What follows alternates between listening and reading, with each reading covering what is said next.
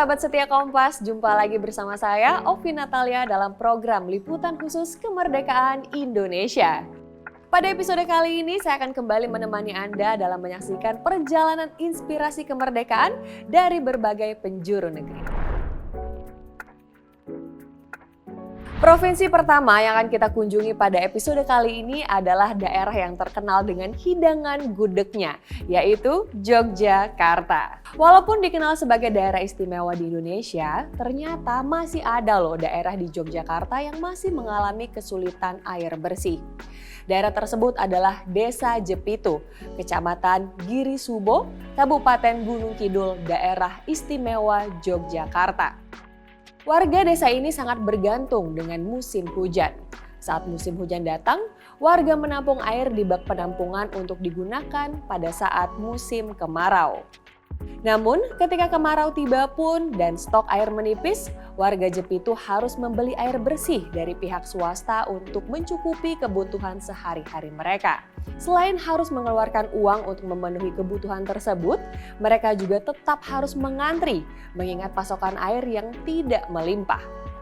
Untungnya, masalah kekeringan ini dapat teratasi berkat dibangunnya sarana penyalur air dari Gua Pule Jajar, Desa Jepitu.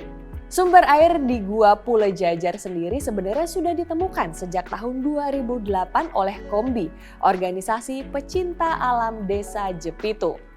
Komunitas ini menelusuri sejumlah gua yang berpotensi memiliki sumber air untuk mengatasi kekeringan yang terjadi tiap tahunnya. Dan pada tahun 2016, KOMBI telah berhasil memasang pipa di Gua Pule Jajar, namun pipa tersebut baru mencapai bibir gua saja. Barulah pada tahun 2020 prasarana yang dibutuhkan untuk menyalurkan air ke rumah-rumah warga akhirnya pun dibangun. Prasarana ini bisa terwujud berkat bantuan donasi yang dihimpun oleh BWA atau Badan Wakaf Al-Quran. Setelah menggelar studi kelayakan pada tahun 2016 lalu, BWA membantu pembangunan fasilitas penyaluran air bersih. Dimulai dari pemasangan pipa dan pembangunan bak penampungan utama berkapasitas 60.000 liter. Wow, luar biasa sekali ya. BWA juga membangun bak distribusi beserta fasilitasnya seperti instalasi pipa dan genset, bak penampungan, serta 1 unit truk tangki berkapasitas 5.000 liter. Dan tentunya truk tangki ini digunakan untuk mendistribusikan air kepada warga setempat.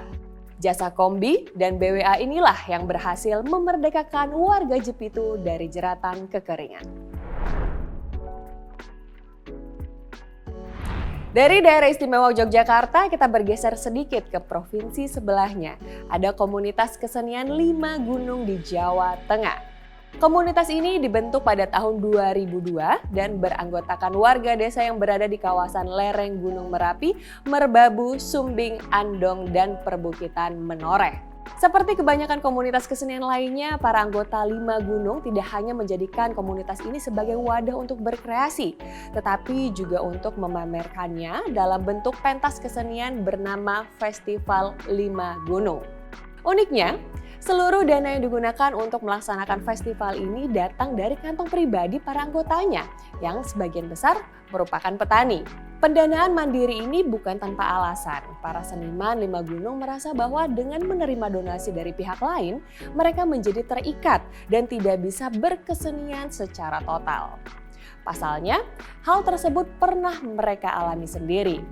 Pada masa-masa awal berdirinya, komunitas 5 gunung setempat mendapatkan donasi dari para donatur untuk menyelenggarakan Festival 5 Gunung. Namun, dengan adanya sumbangan tersebut justru membuat mereka hanya berpikir tentang uang. Mereka malah memusingkan tentang bagaimana cara membagi sumbangan secara adil daripada memikirkan bagaimana mereka bisa berlatih lebih optimal. Alhasil, para seniman 5 gunung pun memutuskan untuk tidak lagi menerima sumbangan berupa dana dalam penyelenggaraan pentas Festival 5 Gunung. Dengan begitu, mereka tidak perlu memikirkan hal-hal lain di luar pentas dan kesenian. Atas kiprahnya untuk selalu berkesenian, nama komunitas 5 gunung pun semakin dikenal oleh masyarakat luas. Anggota komunitas yang tadinya hanya berjumlah puluhan orang berkembang menjadi ribuan orang. Begitu pula dengan Festival 5 Gunung. Jika semula yang tampil hanya puluhan seniman dari daerah sekitar, Kini, angka tersebut melonjak hingga ribuan orang. Itu pun tidak hanya berasal dari Indonesia saja, melainkan dari Australia serta Singapura. Kebebasan mengekspresikan diri melalui seni tanpa harus memusingkan hal-hal lain, itulah arti kemerdekaan bagi mereka. Kita sudah merdeka, sebagai masyarakat desa kita sudah merdeka sebelum mengenal kemerdekaan itu sendiri. Kita mempunyai kemerdekaan tanpa ada ketergantungan dengan siapapun. Termasuk kita berekspresi pun, kita tidak ada ketergantungan finansial, kita tidak ada ketergantungan dengan birokrasi apapun, kita berdaulat atas kita sendiri, berdaulat dalam berkesenian, dan sebagai marga desa dan Padepokan Warga Budaya kita mempunyai kemerdekaan yang tanpa batas untuk mengekspresikan seni-seni, dan seni itu sudah menjadi bagian dari hidup dan bagian dari hal yang sangat intim dan sangat penting bagi masyarakat desa, khususnya Padepokan Warga Budaya. Sekarang kita berpindah ke perbatasan Indonesia dengan Malaysia, yaitu Desa Suruh Tembawang di Kalimantan Barat. Wilayah yang berbatasan langsung dengan Sarawak, Malaysia, berjarak 40 km dari ibu kota kecamatan Entikong. Puluhan tahun keterisolasian harus dialami warga Dusun Badat yang mendiami Desa Suruh Tembawang. Pasalnya, desa itu hanya bisa diakses menggunakan perahu menyusuri Sungai Sekayam yang penuh riap. Mau tidak mau, penduduk yang hendak membawa hasil pertanian atau berbelanja kebutuhan bahan pokok mereka ke Entikong harus menggunakan sampan untuk mengangkut barang-barang tersebut. Karena waktu yang ditempuh menggunakan sampan bisa mencapai seharian penuh, tidak jarang warga harus menetap di Entikong selama berhari-hari ketika pergi menjual ataupun membeli barang. Uang yang harus dikeluarkan warga pun untuk menyeberangi sungai ini tidak murah. Sekali perjalanan pulang pergi saja bisa menghabiskan biaya sebesar 1,5 juta rupiah. Belum lagi, tak jarang perahu yang digunakan pecah terhempas bebatuan cadas di sungai. Sebenarnya ada jalur lain yang bisa ditempuh dengan menggunakan motor trail dalam waktu 2 jam saja. Namun medannya juga sangat curam dan banyak tebing sehingga tidak memungkinkan untuk mengangkut banyak bawaan. Sulitnya akses menuju Suruh Tembawang ini membuat pilihan yang dimiliki warga menjadi sangat terbatas. Tentunya hal ini turut berimbas pada kehidupan mereka. Beruntung, pembangunan jalan paralel perbatasan Indonesia-Malaysia akhirnya mencapai desa ini. Keberadaan jalan paralel ini pun perlahan membuka keterisolasian Suruh Tembawang. Kehidupan warga mulai berkembang menjadi lebih baik. Begitu pula pemasaran lada yang menjadi komoditas andalan di wilayah tersebut. Kini, warga sudah bisa menjual hasil bumi ke Entikong menggunakan sepeda motor. Sesuai dengan fungsinya, jalan paralel ini telah menjadi jalan yang mengawali kemerdekaan masyarakat Suruh Tembawang dari keterisolasian. Daerah selanjutnya yang akan kita kunjungi adalah Kecamatan Rauta di Sulawesi Tenggara.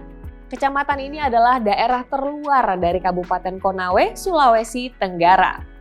Letak Rauta berada jauh dari pusat kota. Jarak menuju Rauta dari ibu kota Kabupaten Konawe saja mencapai 96 km. Selain itu, sebagai daerah terluar dan terjauh di Konawe, akses menuju Rauta memang terkenal sulit untuk dijangkau. Hal ini tentu membuat pembangunan di Rauta tertinggal dibandingkan dengan daerah-daerah lainnya. Sebanyak 2.211 penduduk kecamatan ini harus berjuang sendiri selama bertahun-tahun tanpa pembangunan yang memadai. Salah satu infrastruktur krusial yang tidak dimiliki Rauta adalah jaringan komunikasi. Untuk melakukan panggilan telepon saja, warga Rauta harus pergi ke Luwu Timur atau sekitar Danau Towuti untuk mendapat jaringan seluler. Sedangkan jarak dari Rauta ke Luwu Timur sendiri mencapai 30 km jauhnya. Hal ini tentunya menyebabkan akses informasi ke Rauta ikut terhambat. Untungnya, pada tahun 2021 lalu Kementerian Komunikasi dan Informatika akhirnya memasang menara BTS atau Base Transceiver Station di Rauta. Saat ini warga Rauta sudah dapat melakukan panggilan telepon dan juga mengakses internet. Warga merasa bahwa dengan kehadiran BTS ini sangat banyak sekali membantu kehidupan mereka. Di sisi ekonomi, perekonomian warga Rauta pun menjadi terbantu karena warga jadi bisa berjualan secara online. Di sisi lain, pendidikan Rauta juga turut terbantu dengan adanya menara BTS ini. Kini guru pun bisa dengan mudah mengirimkan data siswa kepada kepala sekolah yang berlokasi di Kendari. Selain itu, di kala pandemi COVID-19 melanda, siswa dan siswi di Rauta juga dapat ikut belajar secara daring. Kehadiran akses komunikasi ini adalah suatu bentuk kemerdekaan untuk warga Rauta, khususnya kemerdekaan atas kemudahan untuk terhubung dengan yang lainnya. Sekarang kita akan berpindah lagi ke daerah yang baru-baru ini mencuri perhatian tidak hanya masyarakat Indonesia, namun juga mancanegara. Kawasan tersebut adalah Mandalika di Nusa Tenggara Barat. Kehadiran kawasan ekonomi khusus Mandalika tidak hanya mengubah arah pengembangan pariwisata ETB ke sport tourism saja, tetapi juga menjadi momentum perubahan kawasan Lombok Tengah. Selain sirkuit Mandalika, ada berbagai macam objek wisata menawan lainnya yang dapat Anda kunjungi di sini. Salah satunya adalah Desa Wisata Hijau Bilebante. Desa ini disebut sebagai Desa Wisata Hijau karena keasrian alamnya yang sangat luar biasa yang tentunya dipenuhi dengan persawahan. Padahal, sebelum berubah menjadi desa wisata seperti sekarang, Desa Bilebante adalah desa tambang galian pasir. Pada masa itu, mata pencaharian masyarakat masih sangat bergantung pada tambang galian ini. Hingga akhirnya pada tahun 2014 lalu, Kepala Desa Bilebante mengeluarkan peraturan desa mengenai lahan hijau. Peraturan tersebut membuat masyarakat desa meninggalkan tambang dan mulai membangun Bilebante sebagai desa wisata. Selain persawahan, Bilebante juga menyediakan beragam aktivitas wisata lainnya. Beragam paket wisata juga dapat Anda nikmati di Bilebante. Antara lainnya adalah paket menginap di homestay, paket cooking class, paket spa di tepi sawah, paket sepeda, ATV, dan sebagainya. Dan tentunya wisatawan juga dapat berkunjung ke pasar pancingan dan kebun herbal. Di pasar pancingan ini, wisatawan dapat mencicipi beragam kuliner lokal, seperti ayam merangkat dan sate khas Lombok. Untuk berbelanja di pasar ini, wisatawan juga harus lebih dulu menukarkan uang dalam bentuk kepeng. Di kebun herbal, wisatawan bisa melihat berbagai macam tanaman obat. Uniknya, setiap tanaman di sana sudah dilengkapi dengan kode. Wisatawan bisa langsung memindai kode tersebut untuk mengetahui informasi mengenai masing-masing dari tanaman tersebut. Transformasi desa ini berhasil membawa Bilebante kepada penghargaan Desa Wisata Terbaik dalam ajang Desa Wisata Award 2017 lalu. Berkat kerjasama yang terjalin di antara warga dan pemerintah, warga Bilebante pun dapat merasakan rasanya merdeka dari debu-debu galian tambang. Baiklah, demikian inspirasi kemerdekaan yang bisa kita ambil dari Provinsi Yogyakarta, Jawa Tengah, Kalimantan Barat, Sulawesi Tenggara, dan Nusa Tenggara Barat.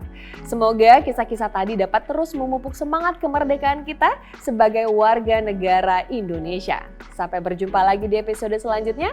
Saya Ovi Natalia pamit undur diri. Salam kemerdekaan.